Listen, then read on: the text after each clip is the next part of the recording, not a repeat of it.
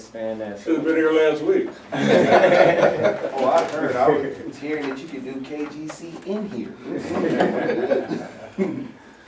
All right, Mr. Nelson, what you got for us today? I think if I don't have anything else, I definitely got the piece that keeps me grounded. I got my poem, I wrote these words. And, hey, we see how it goes. All right, let's get it. All right. So I've been writing poetry for a little while now. And I've seen quite a few ups, and I've experienced many downs. See, I've made some friends and I've come out with enemies. I've even tested the limits of my soul with my mind running on empty, and yet I am still here. And I am still here writing away my years in exchange for tears. Those ones we shed at the blink of happiness and those that come at the brink of darkness. And I be honest in saying I get so caught up in faces that the world I exist as king becomes spaceless that my words end up misplaced. And my poetry ends up a face fest. So busy writing these words to make your fingers snap and your hands clap, I might as well be that next whack cat that comes out and rap for the many times I found myself caught up in the rapture of my own mess that the words weren't pure.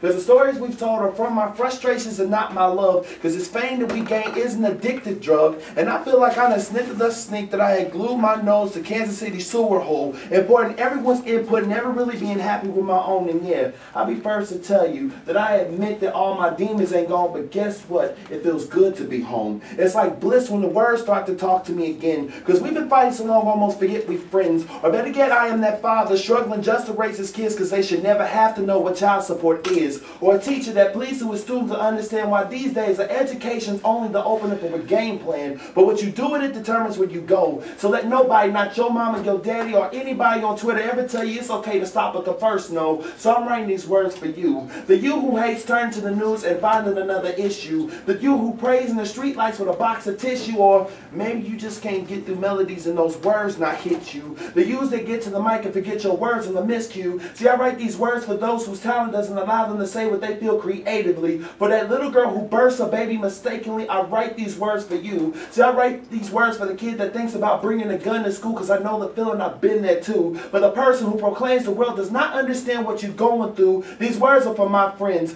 Nathan Bowie, Larry Henderson, DeMarco Harvey, Brandon Charles, Fauntleroy McDowell, Just Jay Jackson, and every friend that I've lost in this rat race. For the Jesus I'm praying, when it's all over, I get to see his face. For my grandmother that was a shine in my eye. For my mother Denise Nelson, who told me to never stop when someone says die. For my brother that sits in Leavenworth and may never understand what it truly again means to be free. And for the father I love, because him not being there remains the best lesson he ever taught me. And to this day, I may not ever understand why God chose to make me a poet, but I'm glad to say my heart is his and he knows it. So despite what roadblocks been laid my way, despite who remembers what I said at the end of the day, these words fall from the pen of someone new, usual, someone just trying to get his way on the road to renewal. So all the failure I've been enduring, I just use it as fuel. And no matter what you think, this life I live ain't for me, it's for them. And I wrote these words for you.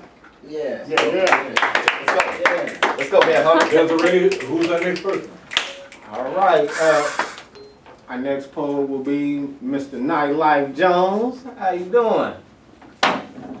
I'm doing well. How y'all doing? Oh, we're doing pretty good tonight. So we've seen you a few times. What you got for us tonight? When it's the end of the world, I'll buy a new pair of sneakers. So meet me on the dance floor, right in front of the speakers. It's Judgment Day on Armageddon soiree. We tightly close our eyes and dance the panic away. So pray to your God and strip away the facade. Goodbye TV, goodbye cell phone, goodbye iPod. Embrace your death and savor your last breath. It's a culmination of society with afterlife anxiety. Let go and save your best moves for the last break. If you miss the celebration of life, you've made the greatest mistake. Because when others see an end, I see a new beginning. The act of blindly wasting life stems from a fear of sinning. Why be afraid to leave when you can be excited to arrive? Most people live and die without knowing they were alive. It's understandable to be nervous and lose your composure. You've done yourself disservice with media overexposure. Surrounding yourself with distractions never brought you satisfaction, and now it's the last kiss, it's the last night, it's the last chance to get it right. But timing is essential. We've already lived our lives without reaching our potential, and I'm guilty of it too, but there's nothing we can do. So distract yourself for one more night and dance your ass off in the glow of the approaching light. No one's gonna blame you for not being prepared. It's okay to be scared. Being afraid doesn't make you weaker. So come join me on the dance floor, right in front of the speakers. Thank you, brother. And you know, it kind of remind me, I looked at you and immediately I started thinking about that movie, 8 Miles, okay? Okay,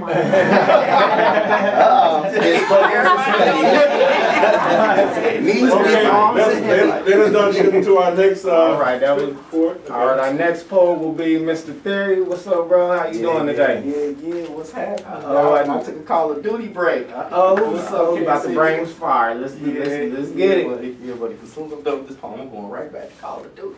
Alright, so let's see. Shout out to everybody that's listening. How y'all doing? Yeah. Hey, what's up, Taylor? I see you. Alright, so let's do it. There are so many things and people we would politely place on the curb for collection if we wasn't afraid that somebody would come and pick them up. We're afraid of letting go. We got a heart full of things we can't use and we won't have a garage sale because we don't want someone walking away with our things. We don't want someone to see the shine of something that we worn out, stained, or faded. We'd rather hold it in a hostage situation, afraid we'll be missing out on something. But us not letting go makes us miss out on something. Not understanding that some things need to be taken to the trash and for others can be treasured. So when it's trash day, cause I can't see the diamond in you when you stuck up under so much coal. And won't change your priority system to why won't he love me to old. Yeah, I let that go. See, I've been there with problems as wide as my insecurities and more than 6 feet tall. But I introduced them to my God that's more than 6 feet all. 6 foot everything, every shape, double wide and every how. And if you don't like me right now, you're gonna hate me in a little while. I'm just saying, we want to get delivered from certain situations instead of just praying, Lord, have your way. Align my heart with my mission. See, I tried to do it all by myself, but every time I didn't listen, I ended up in a place where I didn't want to be or asking God to deliver me from a situation that I deliberately asked for, because now it's bringing me down. Now it's making me bitter. Now I post a relationship stacked on my Facebook and Twitter or inspirational quotes and Bible scriptures, but I still haven't let go. And we keep people in our lives that don't want to stay and keep mad at them when they lie to us, but we lie to ourselves every day. What is the problem? We blocking the solution. We Betty Crocker in the kitchen, cooking up concoctions of confusion, wonder why our relationships are so salty, but we haven't looked in the mirror. And the further away you get from situations you have no place being the picture, gets clear that we are not meant to stay bound. Relationships should not be the anchors of our ocean that keeps us bound. They should not render us unconscious. They should not point out our conscience. They should build us like monuments to make our confidence stay conscious. See, we should not be pack rats of battles we've been nothing for fighting. Instead, we are window shoppers at the mall of complacency. We are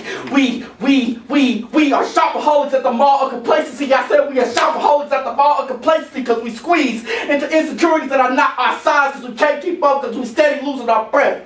We still got a problem. We still got a closet. We still got a closet. We still got a closet. Y'all don't hear me. We still got a closet full of problems, still right price tags, and we won't forget the price. We are paying for a bunch of things we can't use, while not having enough nerve to purchase the things that we don't need on the curb, because a vessel cannot be used if it's abused or don't understand its process. There's a reason why alcoholics don't donate kidneys, a reason why the sun shines on you at an appointed time, a reason why things get worse before they get better. But nothing comes to those whose storage is always full. But theory states, one man's trash is another man's treasure. You can't stop it. It's inevitable. Just don't be afraid to bag it up and throw it away. The question is, when is your trash day? Sound like we have a church up here. You know what, as a brother and Minister Hayes, they would say, keep on, brothers, and keep on talking. And how about another round of applause for our 3 expiring bold new poets? Okay, new poets, okay? Bold new poets. Okay, I see we have our favorite intern here. She just happened to be in the studio every week. That's Maisha. And she's going to talk about a question, and then she's going to tell you who she's affiliated with that's here in this station. Thank you very much. Well, I did have a question for the Bold New Poets before you guys leave. That was amazing. The delivery, I know you guys couldn't see it, but I'm sure you guys could hear it in the words. The delivery was so strong, you could hear the passion in their voices. So I just wanted to know, how did you all get started, and like, how do you all build that skill?